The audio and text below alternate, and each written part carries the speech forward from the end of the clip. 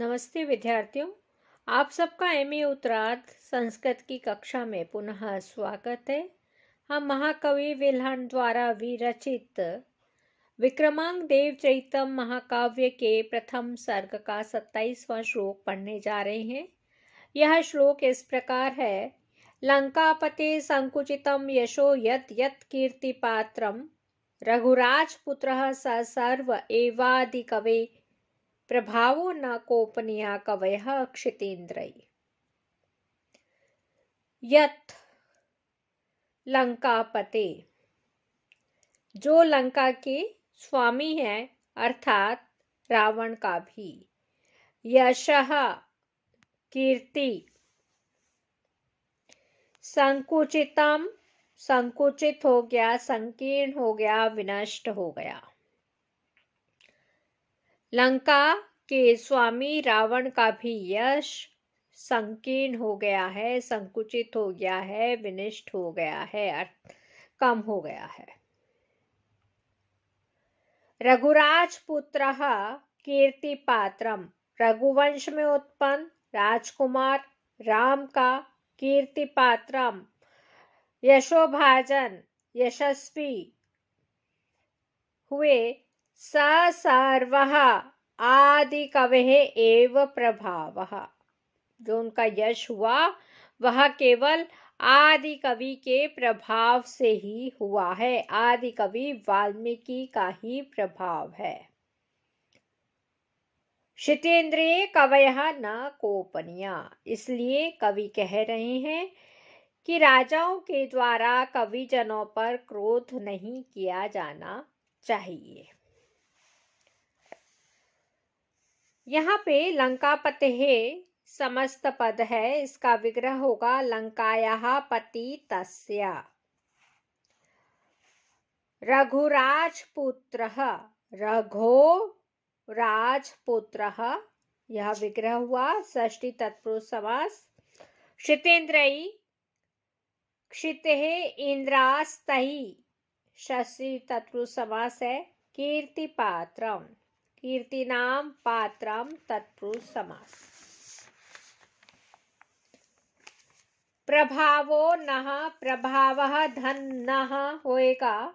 यहाँ पे हर्षिष्ट सूत्र से उत्व विसर्ग संधि है।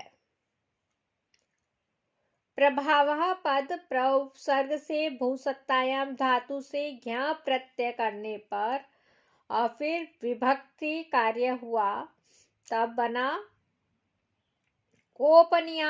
कोप कोपे धातु है, निच है, फिर अणियर प्रत्यय और प्रथमा विभक्ति बहुवचन में कोपनीय बना है।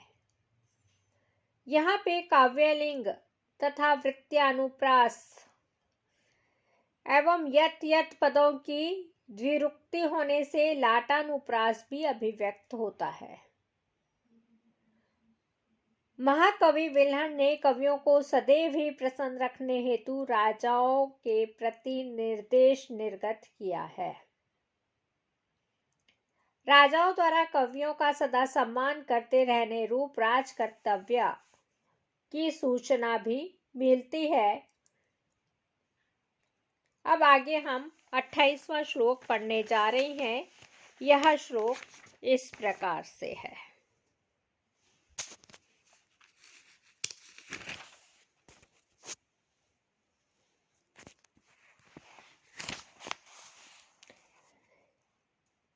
गिरां प्रवृत्तिर्मम निरसा अपि मान्या भवित्री नरपतेश्चरित्रै कं वा न शुष्कहां मृदं भ्रसिन्धु संबंधिनी मूर्धिनी धारयन्ति। कवि कह रहे हैं मम गिराह प्रवृत्ति, मेरी वाणियों की प्रवृत्ति अथवा स्वाभाविक वर्णन व्यापार निरसा अपि सरसताहीन होती हुई भी नृपतेश चरित्रे राजा विक्रमांक देव के चरित्रों के कारण से, उनके चरित्र चित्रण से मान्य भवित्री सम्मान्य होगा, सत्कार को प्राप्त होगा। के वा अथवा कौन लोग अभ्र सिंधु संबंधिनी आकाश गंगा से संबंध शुष्काम मृदम सूखी मिट्टी को मूर्धनि मस्तक पर न धारयंती नहीं धारण करते हैं। मेरी वाणी की स्वाभाविक संलग्नता सरसता से रहित होती हुई भी महाराज विक्रमांक देव के चरित्र चित्रण में या उनके चरित्र चित्रण करने से मान्य यानी सम्मानित होगी।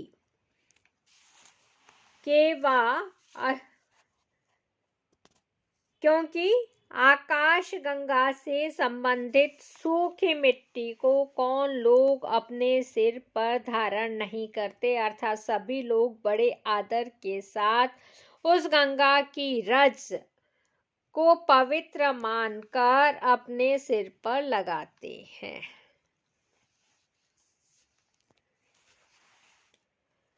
महाकवि विल्हण ने अपनी निर्भिमानता किंवा अकिंचितता को यहाँ पर व्यक्त किया है। अपने वाणी के व्यापार या कवि कर्म अथवा काव्य सर्जन विषयक प्रवृत्ति को सरसताहीन कहा है, किंतु उसके पश्चात उन्होंने लोक से उसे मान्यता का प्रमाण पत्र प्रदान करने का श्रेय श्री विक्रमांक देव इस जो महाकाव्य के प्रधान नायक हैं के अवदानों या श्लाघनीय कर्मों से युक्त चरित्र को दिया है। महाकवि का यह विश्वास है कि मेरी वाणी की प्रवृत्ति नीरस होती हुई भी विक्रमांक देव के पवित्र चरित्र के वर्णन अथवा आशय प्राप्त करके लोगों द्वारा उसी प्रकार सम्मानित की जाएगी जैसे गंगा की सूखी रज को भी लोग श्रद्धा के साथ अपने सर पर संलग्न करते हैं। इस प्रकार लोक व्यवहित प्रस्तुत दृष्टांत से कवि ने अपने कथन की युक्ति संगत पुष्टि की है। यहाँ पे निर्सा समस्त पद आया है, इसका विग्रह होगा निर्गतः रसः यस्या सा बहुव्रीहि समास। अभ्र सिंधु संबंधिनी ताम षष्ठी तत्पुरुष समास है। भवित्री पद है, भवित्री पद में भू धातु त्रिच प्रत्यय और फिर णिप हुआ। मान्या मन धातु से णिच हुआ और यथ प्रत्यय फिर टाप लगा तब बना मान्या। प्रवृत्ति प्रउपसर्ग वृत्त धातु तेन प्रत्यय। शुष्कान शुष धातु ता प्रत्यय और उसके आगे टाप होने पर शुष्काम बना। प्रस्तुत पद्य में अनंत्यानुप्रास की छटा अवलोकनीय है। प्रतिवस्तुपना नामक अलंकार है। साथ ही इसके महाराज विक्रम के चरित्र को गंगा की पवित्र धूलि के सदृश बताकर इस कृति के नायक के भी चरित्र की प्रवृत्ति को पवित्रता को सूचित किया गया है। इसमें राजा के चरित्र की उदात्तता वर्णित होने से यहाँ उदात्त नामक अलंकार भी है। अब आगे 26वां श्लोक आ रहा है। यह श्लोक इस प्रकार है। कर्णामृतम सुक्तिरसम विमुच्य दोषे प्रयत्नः सुमहान खलानाम निरीक्षते केलिवनम प्रविश्य क्रमलेखः कंटकजालमेव। कर्णामृतम यानी कानों के लिए अमृत के समान क्या है? सुक्ति रसम सुक्ति रूपी रस को अथवा काव्य रूपी आनंद को विमुच्य छोड़कर खला नाम जो दुष्ट व्यक्तियों का दोष के प्रति सुमहान बहुत बड़ा प्रयास होता है, वह कैसा है? क्रमिलेकः केलिवनं प्रविश्य, ऊंट के केलिवलम यानी क्रीड़ा का जो उद्यान है उसमें प्रविष्ट होकर कंटक जालमेव कांटों के समूह ही निरीक्षते देखता है अथवा ढूंढता है।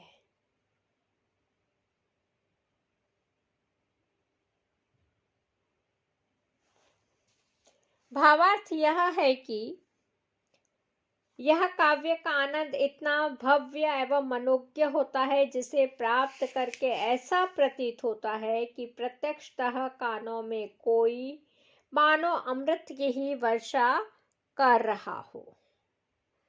इसलिए कवि ने काव्यानंद को काव्यामृत अथवा कानों के लिए अमृत तुल्य मधुरिमा प्रदान करने वाला कहा है।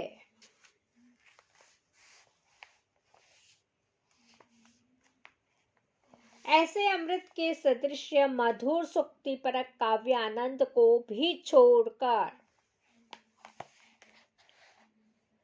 जिनकी भरपूर कोशिश दोषों की खोज में ही बनी रहती है, वे दुष्ट वैसे ही हैं जैसे ऊंट को यदि बसंत में विकसित आम्रवन की सुगंधित अवराइयों अथवा सघन फूलों के समान फूलों की बहार वाली मनोहर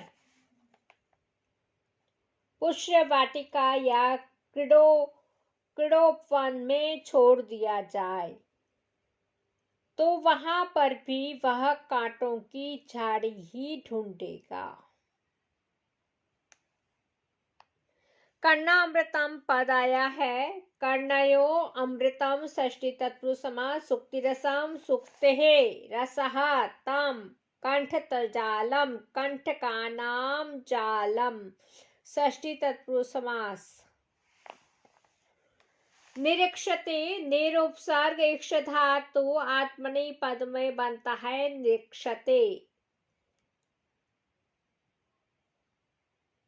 फिर उसके बाद त प्रत्यय एक वचन और फिर क्रिया के रूप चलते हैं, वैसे ही इसके रूप चलेंगे और निरीक्षते पद बन जाएगा।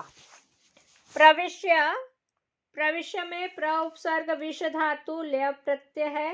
दृष्टांत नामक अलंकार की यहाँ पर अभिव्यक्ति हुई है।